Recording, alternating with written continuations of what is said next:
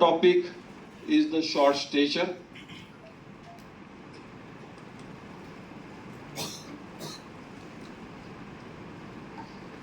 Everybody knows the stature. If all the students, boys and girls, those who are born on the same date also, in the same month also, in the same year also, their stature is quite different. And it has multiple reasons, it has multiple factors which affects on the stature of human body. Again, how it is known that stature is just we are measuring the height, but there are also other parameters. Very soon we are going to cover that parameters, how the stature is measured in the form of ectomorphic, endomorphic and mesomorphic features. That is also part of the stature, but here we are calculating just the linear height. There is also standard method how to take this. In pediatric case taking, you might have learned how to take the height and how to take the length, because there is a slight difference between height and length. So pediatrician always say, or in exam it is always asked, what is frank front plane? It is the definition of the frank front plane that your eyes and ear, that is the middle part of the ear and lower part of the eyes, it should be in the straight line, so that his face should be in that angle. He should see exactly straight forward. There should not be any bending when you are measuring the height, and for length the criteria are different. I have shown in figure, that is the middle one, the frank front plane. And how to stand on the stadiometer. Hopefully all you have seen the stadiometer in pediatric OPD. Good thing. That means you are attending the clinics. So you have to remove the shoes, you have to remove the socks. He should stand in erect position. Ideally the hair should be minimum, otherwise you will not get the proper height or a vertex. Now we'll come across this short stature. In next lecture, I am going to take the growth. I thought the growth and development is over, but whatever topics has come to me, that it is remaining. So in growth, it is the measurement of the growth and plotting of the growth. There are various components in the growth like height, weight, head circumference, chest circumference, mid-arm circumference, then mid position of the body. These are plotted on the graphs. For each and every child, we give the immunization card, and in that various growth charts are there, and these growth charts are also made according to the various countries depending on the caste, religion, genetic factors and environmental factors. They are plotted every time when the child comes for the follow-up, either in the immunization or for regular follow-up in the pediatric OPD. Just see this graph. This is the growth chart where there is a percentile and percentage I have written. That is the third centile, second centile, first centile, and percentage in the form of 95 to 97, 100%. Basically, short stature means the child, whether it is boys or a girl, we call always as a child, not patient. In pediatric OPD, maximum children comes for regular follow-up. They are not a patient.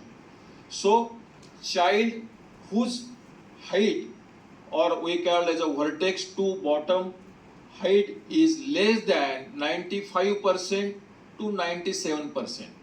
It is applicable for the children of the same age, sex and location. In short, this short stature can also be defined in the form of percentile. You know, because in CBSE pattern, you know the percentile, and those children whose height is less than third percentile for the mean height of a given sex, age and population. This is slightly research oriented definition. First one, below 95 to 97% is the regular definition which you can use, but this is also statistical definition which you can use. So it is clear what is the short stature, because whenever you measure the height, you have to plot the height on these growth charts, and accordingly you will get this percentage and percentile, which will be covered in the next lecture. Ideally, this height and length can be measured by various ways. Just first one is the regular Taylor step, but ideally this should not be used, but we are using it. It should be acrylic oriented and non-stretchable, which you are supposed to use in the exam or on the pediatric OPD. This is the infantometer, where you can use the newborn baby's length. Here you can't measure the height. Once the baby starts the standing, you can measure the height of the child with the help of this stadiometer. This one is the anthropometric rod, but it is not common in practice, but this is very commonly used, and I think in our OPD it is there. So, criteria for measuring the height, just I have told, child should look in the front plane. Just this is the non-scientific line that stature of a person is a result of interaction between genetic adaptation and climatic condition. I have told purposely the word non-scientific because this is under research trial. Because they have stated those children or a person living in cold climate, they are approximately in short stature, and those who are in hot climate, they are also tall and thin. Also, it is in my observation, I have not read in any book. In India also, if you go from the south to north, south peoples are comparatively short statures, but their IQ is good. And if you go on the north side, the peoples are masculine and heighted. I will not comment about the IQ. This is just observation. It may be again climatic part, or it may be dietary part, it may be environmental part, but just this is the observation. This is just the normal birth length of the child, whether the child is boy or a girl, approximately it is 50 centimeter. So it slowly increases. There is various formulas are there how to calculate the height or length of the child in pediatric age group. Again, that is a part of the next lecture. This is not the part of this lecture. So slowly it increases. You might see hardly there is a difference of 0.1 or 2 centimeter in boys and girls. At birth it is roughly 50 centimeters. Slowly by 1 year it goes up to 75 centimeter, both in boys and girls. Roughly it is, I have mentioned. This is again the same table which you will come across according to the after the 12 months of the age, and it is not the appropriate figure to comment on any particular patient because that is depend on the various factors just I have told it. Etiology, it is multifactorial things that short stature you can see. First is very important is the genetic conditions. Again, in genetics, commonly observed is the familial short stature, where both the parents are short. In that case, you may get the short stature in children. It is not the 100% rule that if the parents are small in stature, children will be of short stature. It is just vague sentence. In this case, the genetic makeup of the short stature will be attained when the maximum height of the child is attained at the time of adolescence. And they have normal growth rate. There is no bone age delay. I will show this, comparing this in next slide, how these children achieve the normal growth in this case. Because in every case of short stature, you have to do this important investigation of the bone age, where you have to compare the bone age and chronological age, and accordingly the causes and classification of the short stature will be defined. Second one is the constitutional growth delay. Here, main important cause of this short stature, differentiating point from the familial short stature, is the early attainment of the puberty. And nowadays, this is very, very important cause of the short stature. You might have seen that many school going girls are getting the menarche very early in the age, and this is maybe multifactorial, again genetic, your junk foods, stress in the school life, and so many n number of factors. But again, this is a research topic why the girls are getting early menarche, and that's why again this is one of the factor that these children are part of constitutional short stature. So in this case, major difference from this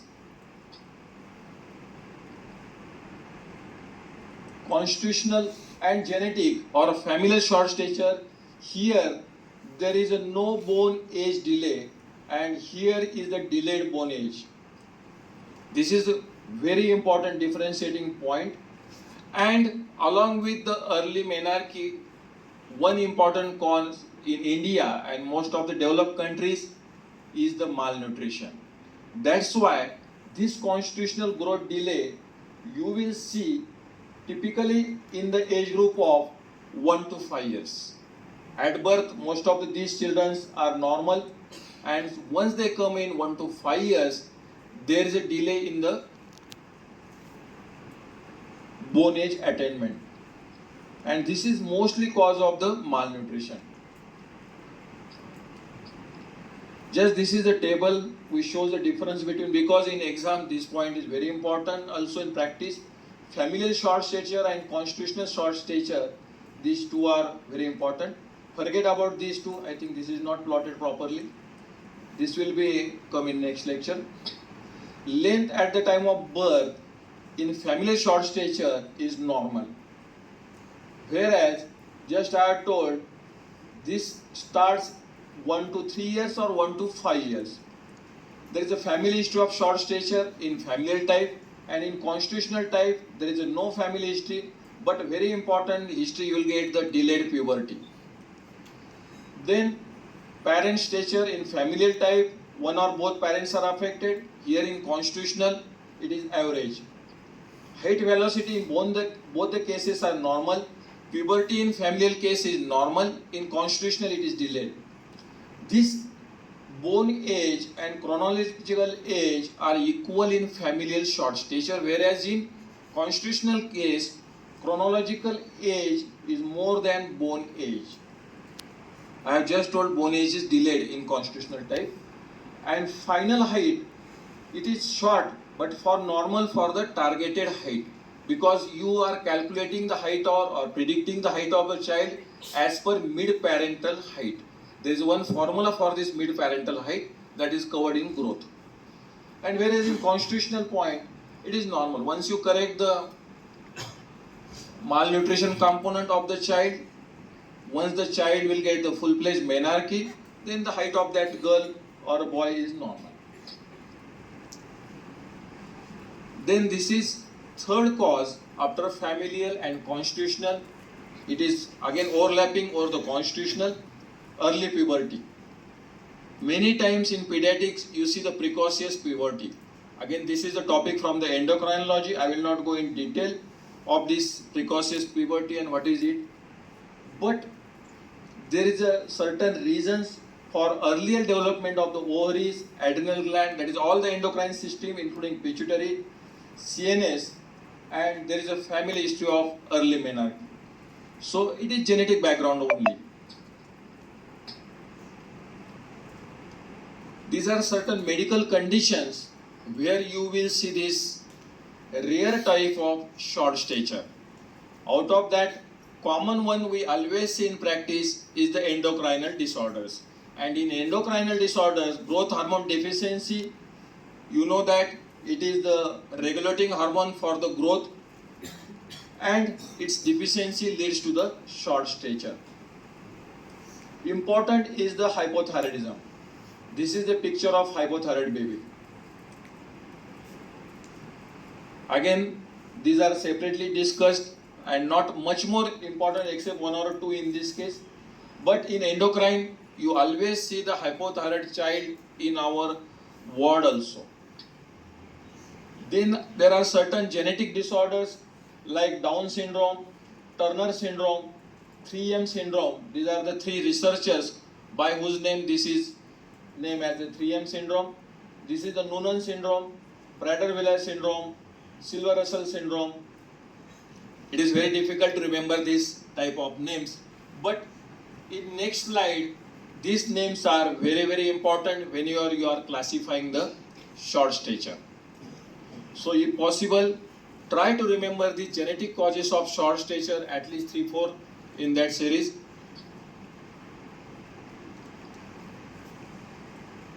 Bony diseases. In these bony diseases, this first one is very important. You might have seen these cases of short stature in community or in the orthopedics department. Achondroplasia. We have a very good set of X-rays, I think, in department. Those who are interested, they can see this achondroplasia X-ray, because it is not put for, I think, UG, but for those who are interested in pediatrics, they can see it. Just out of curiosity, just see this achondroplasia. Then second one is the dystrophic dysplasia baby, then spinoepiphyseal dysplasia, and this is very important. Hopefully you will identify this baby, rickets. And in most of the developing countries and those countries where the sunlight is poor, third thing, where the nutrition is a major issue, you can get these rickets cases. I think we have also good set of these rickets case X-rays. Then there are other minor causes or miscellaneous causes like chronic diseases like celiac disease, cystic fibrosis, Crohn's disease, anemia, chronic renal insufficiency, or inflammatory bowel diseases. Nowadays, this last cause, not least cause, is very important, that all we are sufferers of this, because you know how much all the cities are polluted, especially Delhi, Bombay, Pune, all cities are polluted. Our number is not so much behind. Environmental pollutants, mostly from this MIDC area, are lead, cadmium, hexachlorobenzene, PCB. These are mostly related with this short stature. And very important thing, if the mother is related with this during the conception, this short stature is bound to happen in the offspring. This slide is important because whenever you are writing the short note or a full note or an exam case, you have to classify this short stature into two groups: proportionate short stature and disproportionate short stature. In etiology, you have seen the various types. In that time only, you might have some idea. There are some broad groups are there, because looking of the short stature child is slightly different in this both the groups. First is the proportionate short stature, where the proportion of the upper limb, lower limb and trunk is same, and mostly it is seen in the familial and constitutional type, and some cases of this growth hormone deficiency. But this is disproportionate type is seen in orthopedic cases. Achondroplasia and other dysplasias, which I have told you just now, are the part of this dwarfism. Proportionate type, just we have seen it. It is the most common cause of short stature. It may be related, or sometimes there may you see the restricted growth of the trunk, normal upper and lower limb, and parental height is also small, like familial and constitutional type. Causes, just I have told, growth hormone deficiency or insensitivity. Hypothyroidism, this is the differentiating point from the orthopedic cases. Hypothyroidism is a type of proportionate short stature. Whenever you get the opportunity, I think every monthly you will get this case, hypothyroidism baby in the NICU. You try to see this baby. Then familial and constitutional, I have told, malnutrition, Down syndrome, Prader-Willi syndrome and Turner syndrome. Forget about this Prader-Willi, but Turner and Downs you should remember, and these two are part of this proportionate short stature. At least these few causes or etiology you should remember under this proportionate short stature: Turner syndrome, Down syndrome, malnutrition, these two, and hypothyroidism. Now disproportionate. Just I have told it is mostly related with the orthopedic condition.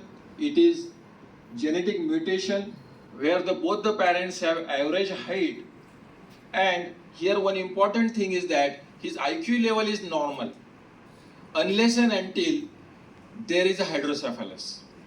Otherwise, intelligent quotient is totally normal in this case. Child has average size trunk, but he has a short limb, short fingers. There is a limited mobility of the elbows, large prominent forehead, sometimes large head in case of hydrocephalus, and spinal changes you will see. This is the cause achondroplasia or hypochondroplasia. Once you see this case, you will never forget this case.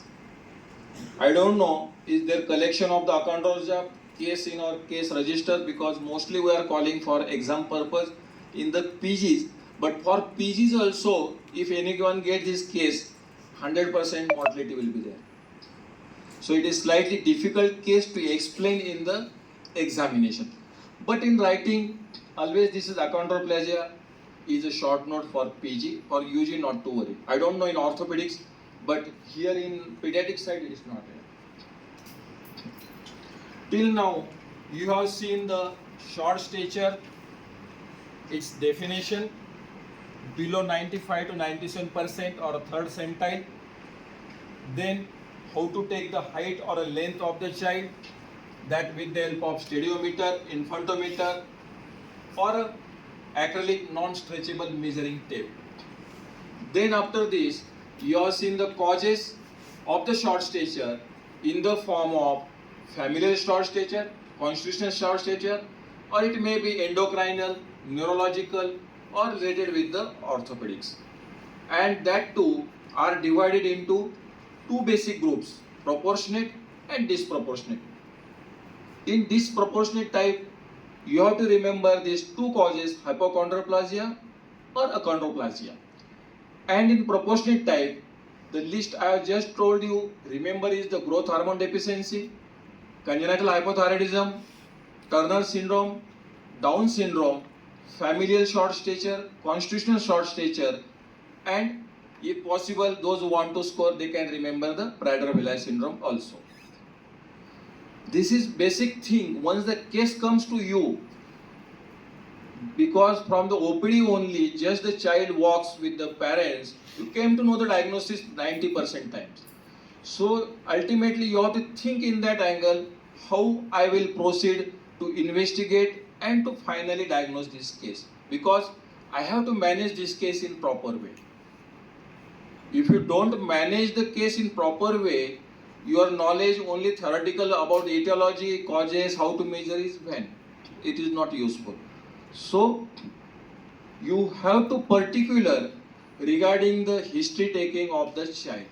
That's why in pediatrics, history taking has a very importance. In fact, we have made the pediatric journal also for this ready-made history. Our printed pro forma is there, and most of the examiners in the pediatric UG, they only go up to the history taking. They don't want physical examination and other differential diagnosis, because that is again the question about the PG students. For UG, we have expectation how you are taking the history, because in pediatrics, history taking is very difficult. In adult, you have seen it is given by the patient himself or herself, who is educated, who is oriented in time, place and person, but in pediatrics, it is veterinary practice. So, it is very difficult to take the history from the parents. Many times, of course, father is not there with the family, he is servicing father, also mother is doing the service, nuclear family. Many of the milestones you will not get.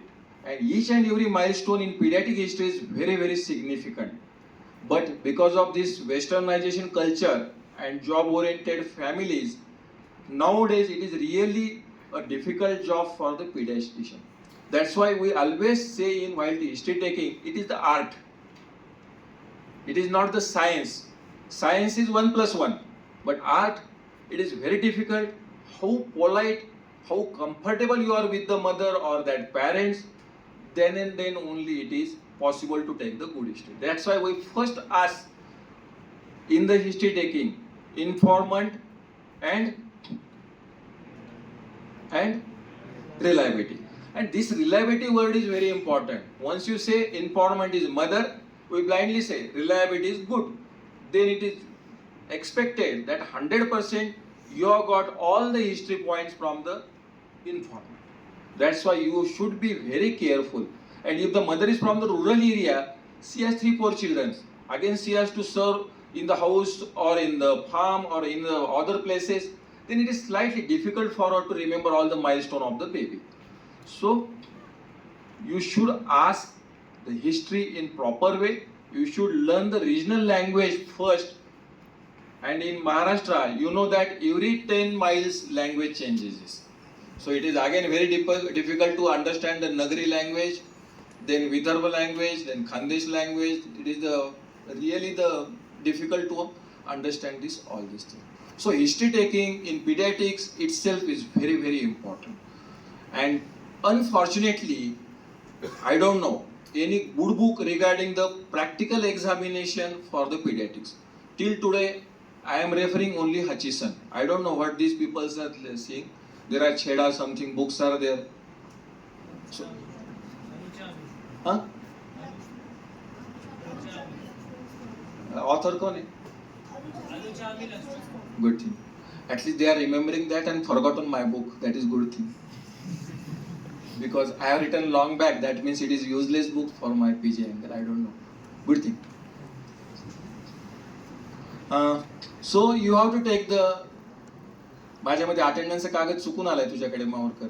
सवय लागली आम्हाला attendance घ्यायची. मी attendance घेणार नाही आजची. तुम्ही लिहा, proxy मारा, तुम्ही नका करो तरी चालेल. But that attendance, other way I will see it, because you should get the knowledge. I am not interested in that page. So whatever you want to do. Okay, no problem. No, don't sidetrack from this thing. So first thing is the history and physical examination. Just I have told, short stature is simply diagnosed by taking the height or length of the child, and that should be in the correct way. In MD examination also, we always ask PG student to take the length of the newborn on the infantometer. That is again very difficult task. Already they are in the stress and which end you will put the head and which end you will put the legs. That is very difficult, and in that between baby starts the crying. And if you are not polite while taking the history, our children has a very important weapon of the crying, like you people. Not this side, but this side. So once they start crying, they will not listen anybody. That's why in examination you have to always keep at least chocolate in your pocket, and that you should offer to that child. So you have to just simply take the. त्याला उठव ना मागच्याला. ते झोप झाली असेल तोच तो मधला शाबास. उभा राहा बेटा 1-2 मिनिटं. Last second bench. थोडासा उभा राहा, फ्रेश होशील. बस खाली आता. दुपारचे लेक्चर त्रासदायकच असतात. I can't help. कारण ते नॉर्मल फिजिओलॉजी आहे. Once you take the lunch, then it goes to the stomach, and ultimately dizziness will come. I can't help but exam is also in the afternoon, and if that time we will sleep during your viva and will give the less marks, then what will happen? I am not taking UG exam since long back, but it may happen that I will take. But so then I am not upbraiding you. I am not going to take UG exam. I am not PG. I am not taking PG exam also. They also knowing. That's why they are slightly reluctant. If I was the examiner, they will be on the tip of toe. They could have told the clinical pediatrics as a first name as a useful book for pediatrics. But they are not told. That means I am not their examiner. I don't know who is my student, because I consider all 12 students as mine only. And forget that. Nowadays, days has changed. So you have to take the anthropometric measurement with the help of non-stretchable acrylic tape, stereometer, infantometer. Then just I have told about the medical history. Regarding this important thing which always we take in from the maternal history is the gestational history, number of children, then milestones. This milestone is also a very important thing. Hopefully my PG knows anything about the milestone. Any book regarding the milestone? No? महावेश? नाही आता ते होत आलं, त्याचा इतिहास झाला. आता पुढचं पुस्तक विचारलं मी तुला. मी माझी पब्लिसिटी करत नाहीये, पण माझे पीजीला किती अलर्टनेस आहे. If you get anything from this milestone I will be more happy. माझ्यामध्ये झेडे साहेबांना मागे माहित असेल पुस्तक एखादं. आता होते ते गेले की मला माहित नाही. तर आहे आमची बॅकबोन आहे पीडियाट्रिक्सचे. तर काय रोहन अनफॉर्च्युनेट पार्ट आहे ना, माझ्या पीजीलाच माहित नाही तुम्हाला काय शिक. बस बस उठू नको. मला फक्त तुझं नाव माहिती आहे, एक दोन लोकांचं, बाकी तर नाव माहित नाही मला. त्याच्यावर फॉरगेट इट. तर जेपीचं पीडियाट्रिक माइलस्टोन आहे. जर आठवलं तर बघा काही उपयोगाचं असेल तर. So you have to take the medical history. Especially important are the milestones. Milestones mean is the developmental history. Next to next lecture we are going to see the growth and development. This is the backbone of the pediatrics. So you have to ask the milestone, when the neck holding started, when the stepping started, when the smiling started, that is social smile, when the babbling started. All these are the parts of these milestones. Then is the childhood to adolescent journey. That is the main part of the pediatrician, because we are dealing in our OPD from intrauterine period. You might see the thing that intrauterine period is with the Urmila madam and Suhas Shinde sir. Mother is with them, but baby is with us. That's why you call it as a perinatal period also. Perinatal period we'll see in the new. I think that topic is covered for you, some PGs only. So we are dealing from the perinatal period to the end of adolescence. So we are dealing up to the age of.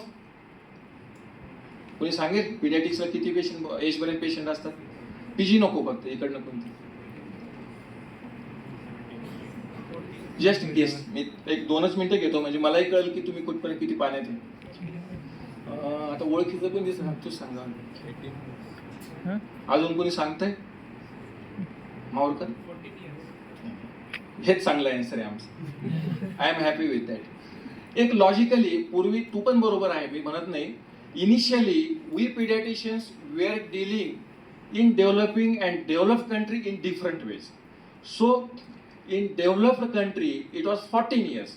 In developing country it was 12 years.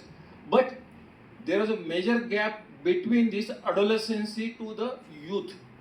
So our Indian Academy of Pediatrics has thought that who will deal with this very very important period from 12 years to 21 years or 12 years to 18 years, because medicine people are also not accepting these children. They are thinking that this is the pediatric, you go to the pediatrician. We always say no, you are in the 14 years or 12 years more, you go to medicine. So this is the batting race only. But it is unanimously accepted long back that all the children below the age of 18 years will be taken care by the pediatrician only. So remember that up to 18 years, in some countries up to 21 years, pediatricians are responsible for this child care, because everyone remember this vulnerable and very important period, and unfortunately you have crossed this period during the time of COVID. So this adolescence is a different branch. It has a different problems. Newborn has a different problem. School going has a different problems. So we are dealing with the various phases of the child from birth or intrauterine life to the end of the adolescence. Then is the family history. Like medicine, you have to take the family history, but in pediatrics, this is very important thing. Pedigree analysis. How to plot the pedigree will come across in the growth. Then psychology related question. Nowadays it is challenging thing. Every 1 or 2 days, this problem comes from our medical college. That's why we have appointed full-timer child clinical counselor. I have put on the group also. though we are thinking as a social stigma, but it is not really there. Everyone needs, including myself or my PGs or all audience, psychological and psychiatric evaluation every 6 months. And just is for healthy well-being. Just we are doing the cardiologist regular follow-up or dental follow-up, like that we should take these psychological changes. In medical test, in one thing we have seen the nutritional background as one of the cause for this short stature. So you have to do the nutritional assessment.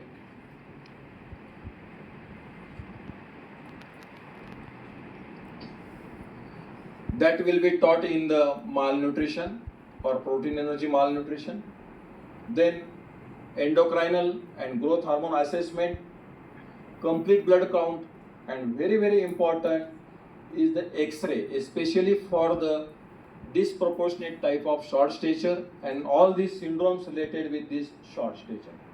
You have to see the bone age, you have to correlate this bone age and chronological age. These are the various hormones nowadays. They are studied like thyroid hormone, insulin hormone, growth hormone.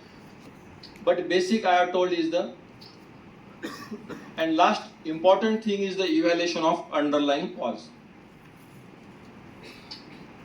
Differential diagnosis, again it is same whatever we have discussed, like endocrinal, growth hormone deficiency, insulin like growth factor deficiency, hypothyroidism, genetic causes, the syndromes we have discussed just now.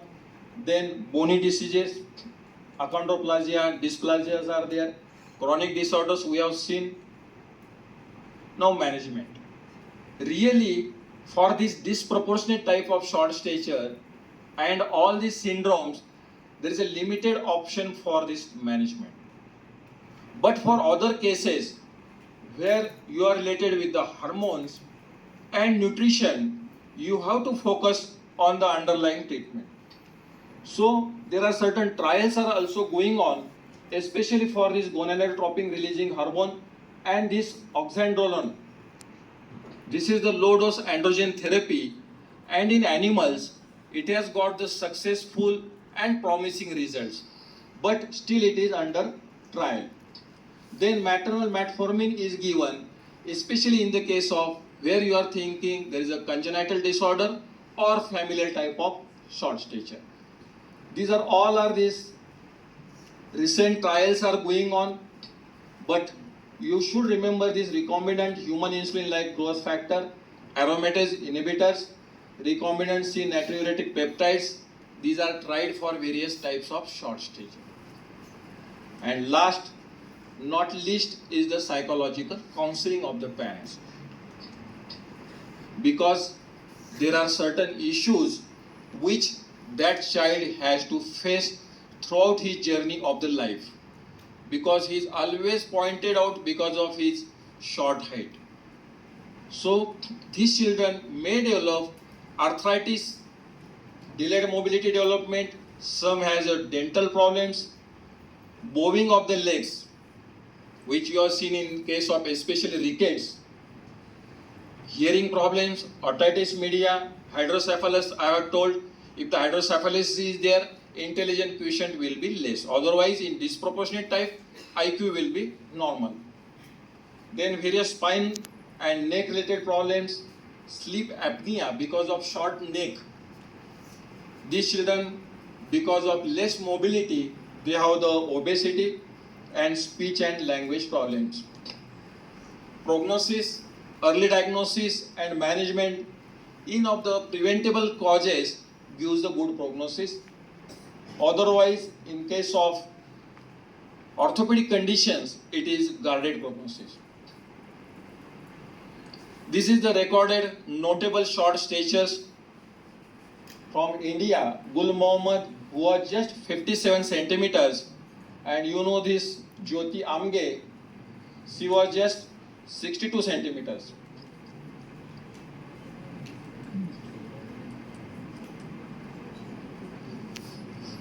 Rahul, you are a